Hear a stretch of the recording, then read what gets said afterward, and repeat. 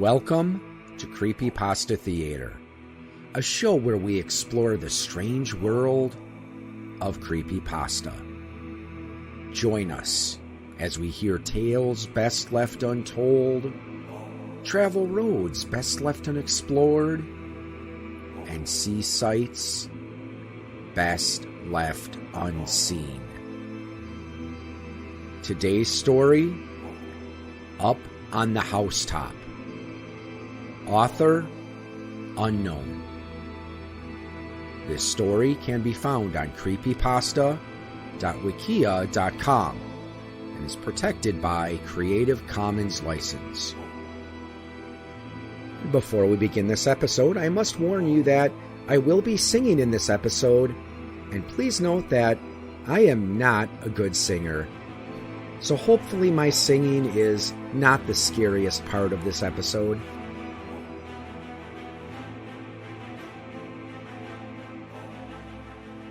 Okay, do all of you guys remember that Christmas song, Up on the Housetop? The one that was burned into your brains as a kid, constantly chanted as a harmless Christmas carol? Up on the housetop, reindeer paws, out jumps good old Santa Claus, down through the chimney with lots of toys, all for the little ones' Christmas joys. Ho, ho, ho, who wouldn't go? Ho, ho, ho, who wouldn't go? Up on the housetop, click, click, click, down through the chimney with good Saint Nick. It's not that harmless. When I was a kid, I was told by a number of my friends that they found Santa Claus to be a bit creepy or even frightening, but I had always thought otherwise. That is, until I found out that, spoiler alert, there was never a Santa Claus. But if Saint Nick never existed, why did our parents tell us about him in the first place? Were they preparing us for heartbreak with such a lie? Or were they just telling us another lie, possibly to protect us? I came up with such a theory when I had a terrible experience myself. On the Christmas Eve of 2006, I had just turned 9. I was so excited for the morning the next day that I couldn't sleep.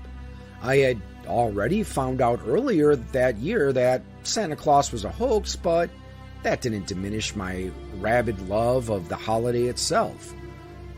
I was lying in my bed, staring up into the pitch blackness of my bedroom. Usually I slept with the door open because I was both scared of the darkness and separation. This night, though, was different. My mother had to close the door because she didn't want me sneaking a peek of the presents she had gotten for my older sister and me. So I accepted the darkness just for once, my mind too distracted by the thoughts of tomorrow to think about what could be lurking in the pitch black that engulfed my room. I was concentrating on my mother's conversations with my grandma, hoping to hear something about what they got me. At the age of 9, eavesdropping was my expertise. But the sound of gift wrap and the tearing of tape drowned out their voices. That and another faint sound. It was familiar. I focused on that sound for a while, trying to figure out what it was, although almost imperceivable. It was a song I knew very well, one that comforted me for a moment. Up on the housetop, click, click, click, down through the chimney with good Saint Nick. I hummed along with it. Then I realized something off-putting. Maybe it was my imagination, or possibly sound being thrown across the house. Our house does that often, but it sounded like, for whatever reason, the faint music was coming from inside my room. Starting to get scared, as I usually did when forced into the darkness, I turned on the lamp on my nightstand. I relaxed to find that nothing was there, aside from my dresser and a pile of clean laundry that I had forgotten to put away. The music also abruptly stopped as I did this. Suddenly, I heard another sound. It was a knocking sound coming from above me. Well, more like footsteps, I realized. As if a bunch of animals were walking around the roof of my house. Reindeer? I was shocked. I thought Santa didn't exist, yet here it was. The telltale first sign of his arrival. Reindeer on your roof. I heard the music start up again, this time at a slightly louder magnitude. I could hear the words now, sung by an unknown chorus of children. Again, though, it was coming from inside my room. By now, I was intensely confused and equally as frightened. Where is that sound coming from? Why are reindeer on my roof? Am I alone right now? Do Mama and Grandma hear this? Countless questions flooded my thoughts as I heard the thumping from above me and the music surrounding me. They both stopped abruptly. I listened, tense, to see what would happen. I was frozen, now clutching the Bible that I kept under my pillow to ward off bad dreams. It was a common exercise that most of my family practiced, as we were all raised to be ferociously religious. But the Bible did not help me as I looked in horror at the new sound coming from inside my room, directed inside my closet. I heard my clothes on their hangers start to rustle, and then the doorknob jingle. I was frozen in fear. None of my body could move, no matter how much my mind screamed, "Escape, escape, whatever it is, get away from it." The knob turned slowly. The door gradually opened all the way, creaking intermittently. I looked into the darkness that was my closet. The only emotion I felt at the moment was pure terror. I saw white eyes stare back at me. They didn't glow. There was nothing especially terrifying about them, despite the fact that someone was inside my closet. The music started again, paralyzing me even more, if that was even possible. It was very loud now. I heard the chorus of children singing the song again, yet they sounded different, shaky, maybe even frightened. Did they feel the same way I did? I saw whoever was in my closet emerge from the darkness into the light of my lamp. I felt tears wetting my face, my throat burning. I felt like I could scream. I wanted to scream. I needed to scream. But he did not allow me to. I don't know how. His silent stare just told me not to. It was Santa Claus, but his face was not sweet, cuddly, or caring as depicted in the many pictures and movies about him. He looked at me with a grim look, as if he was extremely upset at me. That was an understatement. His overly disdainful stare was what was making me cry, not him being inside my room. The music now sounded like it was melting away, fading into the background. It got quieter and quieter until we were both staring at each other in complete silence. "Down through the chimney with good Saint Nick," he said behind gritted teeth, his voice low and hateful. "What?" I choked out in reply. I didn't understand. Why was he telling me the lyrics to this song? "You," he uttered. Suddenly he lunged for me.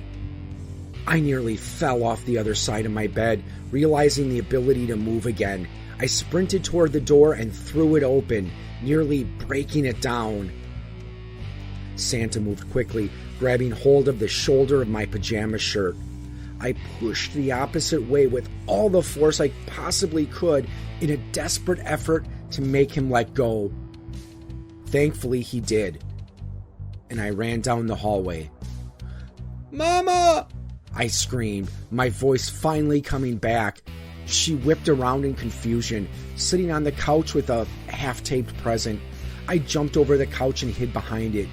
Usually I would never even attempt to jump the couch as I was terribly unathletic. But in this situation, it was the best idea possible. She stood up, a look of both fear and fury washing over her. Grandma sat on the floor next to the Christmas tree in shock. Mama immediately started toward my bedroom. Santa stood motionless in the hallway, that look of disdain on his face. He never moved until Mama charged at him with all her force. She locked her hands around Santa's throat, gripping it with so much force that it seemed impossible. She must have been powered by adrenaline and the motherly instinct to protect us. Santa fell to the ground within a matter of seconds. And it was only then that my mama let go and began kicking him in the stomach repeatedly as she screamed, "Don't ever touch my kids!" All the while that song was playing, so loudly it rang through the entire house. He began singing along as he coughed up blood, his evil expression never changing no matter how equally evil my mother was to him. Her sudden power and strength was ridiculous and somewhat amusing. Yet he remained unchanged, singing along with hate until passing out. My sister opened her bedroom door to find Mama still beating Santa senseless, which must have frightened her as much as it did me. Grandma called 911 and was describing an apparent break-in at our address.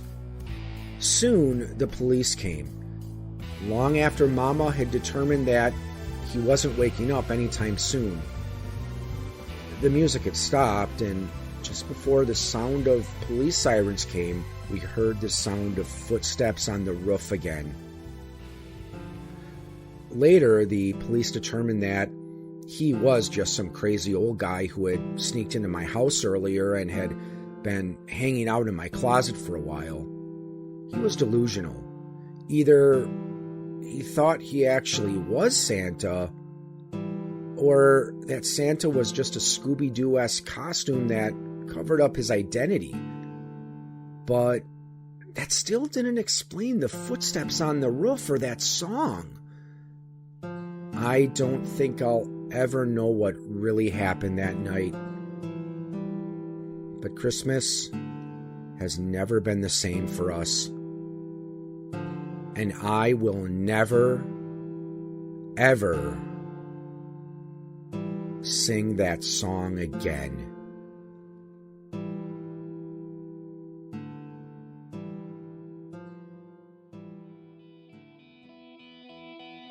You have been listening to a presentation of Point of Insanity Game Studio. Visit us on the web at poigamestudio.com. Follow us on Twitter at poigamestudio. Look us up on Facebook and email us at poigamestudio@gmail.com.